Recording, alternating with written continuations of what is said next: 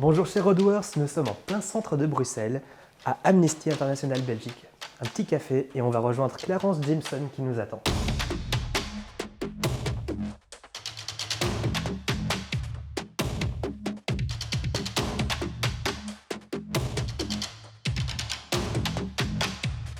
Salut Clarence. Salut Jonathan. Je suis ici en présence de Clarence Jameson de Amnesty International Belgium. Alors Clarence, dis-moi, que fais-tu ici à Amnesty? Eh bien, depuis 3 ans et demi, je m'occupe de l'intégration de la plateforme Odoo dans notre organisation. D'accord. Et je voulais savoir, Amnesty International est une organisation qui fait un travail remarquable et nécessaire dans le monde. Merci. Oui, tout à fait, je le pense sincèrement. Maintenant, ce que je me demande, c'est qu'est-ce que vous faites particulièrement ici en Belgique? On fait beaucoup de choses. Moi, je travaille essentiellement donc, dans l'intégration de la plateforme, donc parfois c'est un peu compliqué pour moi de résumer en quelques phrases le travail de tous mes collègues, puisqu'on est quand même une petite trentaine de personnes à travailler quotidiennement. Mais on fait un travail de lobbying auprès des autorités, des instances, etc., pour pouvoir agir sur la libération de certaines personnes, l'amélioration des conditions de vie d'autres. On fait aussi de la collecte de fonds, on fait de la collecte de signatures pour les pétitions, et là on rejoint ce que je disais juste avant, donc tout ce qui est lobbying. On fait aussi du travail de recherche. On soutient activement d'autres ONG parce qu'on est plus fort quand on est plus nombreux. Mais en fait, on fait plein de choses dans le domaine de la défense des droits humains, mais c'est vraiment très très vaste. D'accord. Et donc toi ici, tu es principalement pour le poste de la gestion de Odoo Oui, au sein de l'entreprise. Quelles sont les activités qui passent par Odoo? Est-ce que c'est toutes les activités, une petite partie seulement? c'est quasi tout. Quasi tout. Quasi tout. On fait la gestion de nos membres et de nos donateurs. On fait la récolte des signatures pour les pétitions. On fait également l'envoi de tous nos mailings. On fait une grosse partie de la gestion comptable de l'organisation. On fait également une partie, non même pas une partie, qu'est-ce que je dis? On fait également toute la gestion du programme jeunesse, donc c'est-à-dire c'est un programme qui organise, entre autres, toute une série d'activités à destination des écoles. Bien, on gère ces événements, on gère les inscriptions, on fait le suivi également. Qu'est-ce qu'on fait d'autre? En fait, en 3 ans et demi, on a réussi en fait, à remettre dans Odoo tout ce qu'on faisait au niveau informatique, entre guillemets, donc sauf les ordinateurs, dans Odoo. Donc on n'utilise principalement plus que Odoo pour faire toute la gestion interne de la boîte. C'est pas mal. Et tu as une idée de quels étaient les outils utilisés auparavant? Moi, ceux qu'on utilisait, en tout cas dans mon cercle de compétences, c'était des outils comme Actito, Magento, voilà, tout ça, mais c'est revenu. On avait aussi un outil qui avait été développé spécifiquement pour nous, pour la gestion des signatures dans les pétitions. Mais tout ça maintenant est interconnecté dans Odoo. D'accord. Et donc, tu me parlais d'une très grosse base de données, Ouais, principalement pour les utilisateurs. Donc là, vous avez beaucoup d'informations ouais. qui doivent être gérées, qui doivent être très claires pour pouvoir faire la gestion en cas de demande de gestion des données pour chaque individu. Du coup, tout ça, ça s'est regroupé dans Odoo. Euh, un petit retour là-dessus, qu'est-ce que tu en penses?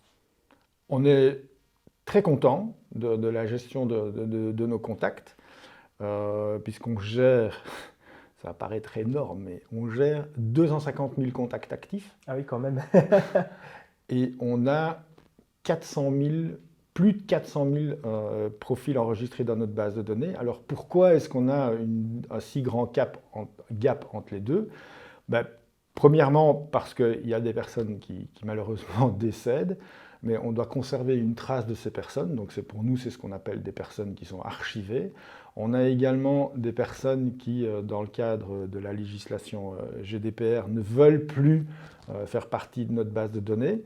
Donc ces personnes-là sont aussi archivées et anonymisées, mais on doit conserver une partie des informations qui les concernent à disposition du gouvernement et du SPF Finance, donc on ne peut pas effacer toutes les données. Et puis alors il y a tout ce qu'on va appeler toutes les personnes qui encodent des données qui sont incorrectes, des adresses email qui reviennent en bounce et tout ce genre de choses. On doit absolument pouvoir archiver, puisque c'est des contacts qu'on n'utilise plus, mais il y a peut-être des informations qui nous sont utiles, comme par exemple une donnée sociodémographique, et puis cette personne peut, par miracle, à un moment ou à un autre, entre guillemets, revenir à la vie ou être désarchivée parce qu'on récupère une adresse email, ou parce qu'on récupère une adresse postale, ou parce qu'on récupère un numéro de téléphone. Voilà. Et est-ce que les utilisateurs sont également contents de cette gestion? Tu parlais du RGPD. Est-ce que justement ça rencontre toutes les nécessités légales? Et tu parlais également du ministère des Finances. Est-ce que tout ce que vous leur transmettez leur convient correctement?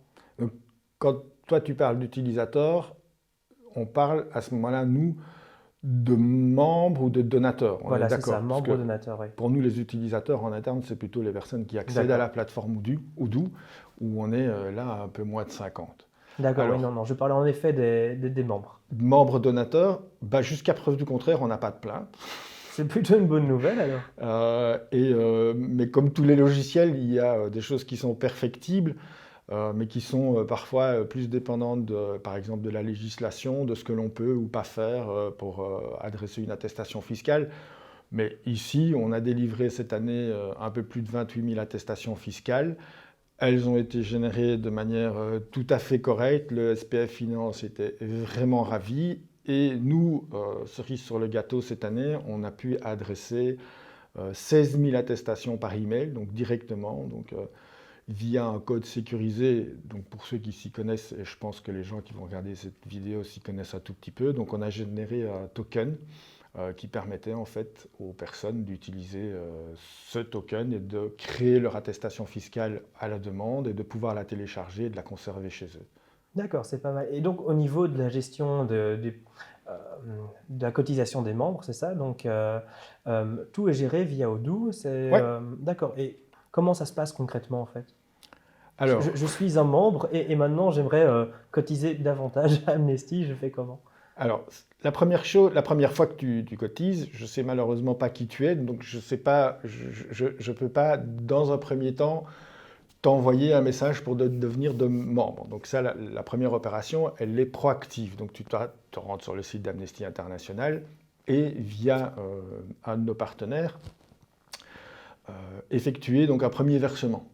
Et donc les 14,87 € pour devenir membre d'Amnesty International sont versés et arrivent via Stripe, donc qui est un module qui existe déjà aussi dans Odoo. Et ces 14,87 € arrivent dans notre module. Et toutes les nuits, grâce à une petite moulinette, on sait que la personne qui a versé ces 14,87 € devient membre. Donc ça, c'est la première étape. Et puis ensuite, on a effectivement des outils statistiques, de business analyse, qui nous permettent tous les mois, tous les 6 mois, tous les ans, de faire des rappels ou faire des relances, qu'elles soient par email ou par courrier postal, vers ces différents membres pour leur demander s'ils veulent toujours être membres et si bien entendu ils veulent verser leur cotisation ou leur donation à ce moment-là. D'accord. Et au niveau des relances que tu viens de mentionner, c'est également géré par Odoo? Là, on travaille avec D'accord. ClickSense, qui est notre outil de business analyse, qui va lui créer les segments qu'on va réinjecter dans Odoo et qu'on va réutiliser alors dans Odoo pour faire soit un envoi papier, soit un envoi d'email. Et prochainement, on espère aussi pouvoir faire des envois par SMS. Et donc cette intégration marche assez bien en fait. C'est même formidable. D'accord. Et j'aimerais savoir du coup quelles sont les applications que Amnesty International Belgique utilise. Il y a certainement CRM, j'imagine. CRM, oui, mais on a détourné l'application CRM D'accord. à notre propre usage. En fait, on utilise donc une version de Odoo Enterprise, on va dire relativement classique, puisqu'on utilise comme tout le monde, ou à peu près comme tout le monde, les modules contact, les modules vente. Associés à vente, on a inventaire et fabrication, ce qui est logique, puisqu'il faut envoyer, à la limite, parfois il faut fabriquer ce que nous on appelle des boîtes de bougies, mais on a surtout, et c'est là que ça devient pour nous intéressant, et c'est dans cette approche-là en fait que Odoo nous a intéressés lorsqu'on a choisi de travailler avec Odoo, c'est qu'on pouvait développer nos propres modules. Alors, on a développé, je pense à l'heure actuelle, on doit être à 4 ou 5 modules qui sont complètement développés pour nous, On a ce qu'on appelle, nous, un module pétition, donc qui nous permet en fait de créer des pétitions dans Odoo, d'enregistrer la pétition et de pouvoir extraire ces signatures pour pouvoir à ce moment-là, tout simplement, enfin on va dire tout simplement, générer une liste de participants qu'on va aller déposer dans une ambassade ou qu'on va aller déposer dans un ministère, qui est interconnecté donc, et tout ça est enregistré également sur la fiche de contact d'une personne. Par exemple, moi sur ma fiche, on peut aller voir que j'ai signé telle pétition à tel moment, ou voir que je n'ai pas signé de pétition. Ce qui est intéressant aussi, puisqu'à ce moment-là, si je n'ai pas signé de pétition, je peux, via le module emailing, réenvoyer un message et demander, Clarence, ce serait bien que vous participez à la pétition. On a aussi développé ce qu'on a appelé un module ambassadeur. Alors pour nous, les ambassadeurs, en fait, c'est les gens qui travaillent comme recruteurs de rue. Je ne sais pas si vous voyez de temps en temps, quand vous promenez, vous voyez des gens de chez Amnesty ou d'autres Je l'ai ONG. fait, il y a fort longtemps, je l'ai fait, même pour la Croix-Rouge en l'occurrence. Eh bien, nous, on a notre propre outil D'accord. qui est connecté directement avec Odoo. Donc, Donc nos avec une tablette directement. nos recruteurs de rue sont en rue avec une tablette. Okay. Et donc, en fait, nos recruteurs de rue, quand ils sont en face-to-face, ils sont par exemple avec toi, ils vont introduire soit ton nom de famille, soit ton prénom, et ils vont pouvoir te retrouver dans la base de données si tu existes.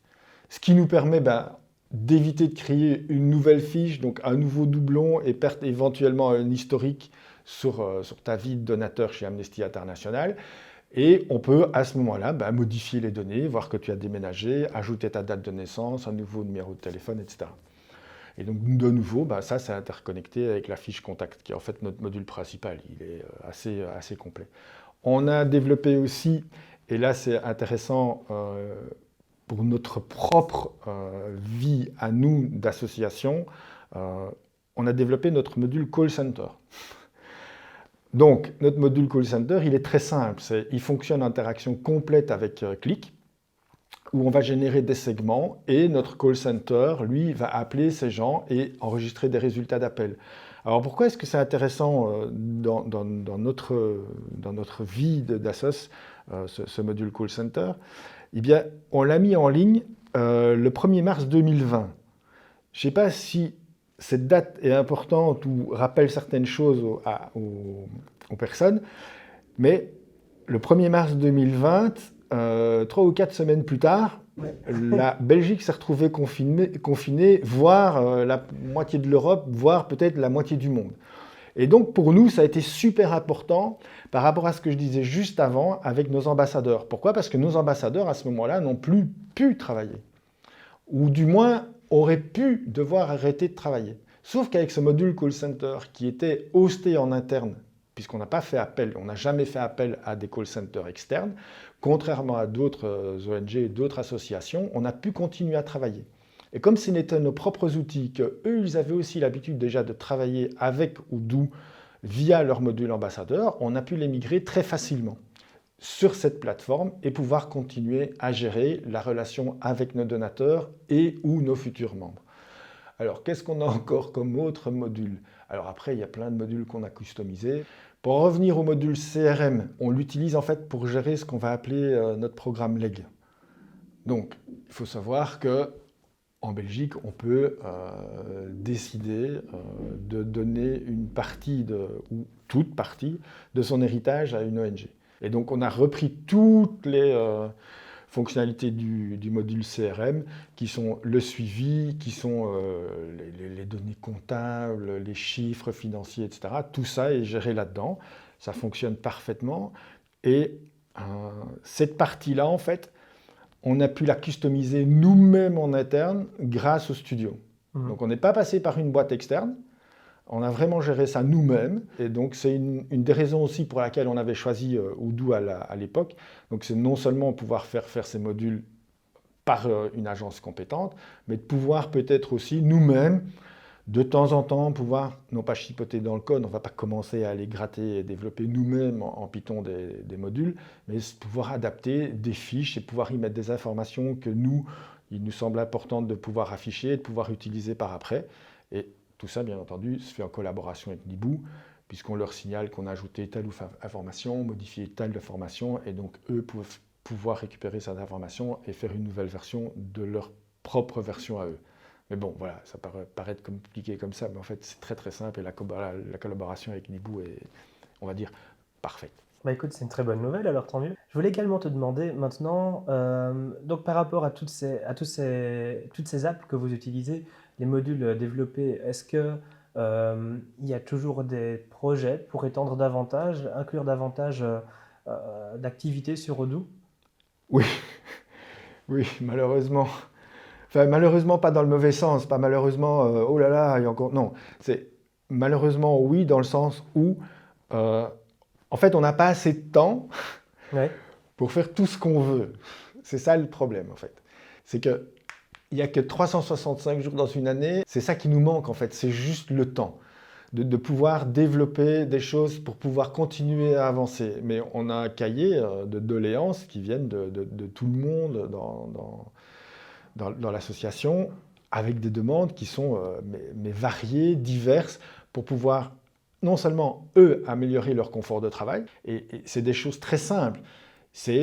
On a travaillé pendant les vacances à l'import automatique de nos fichiers donateurs qui venaient d'un partenaire extérieur, donc qui est ARSer, donc c'est un fichier CSV.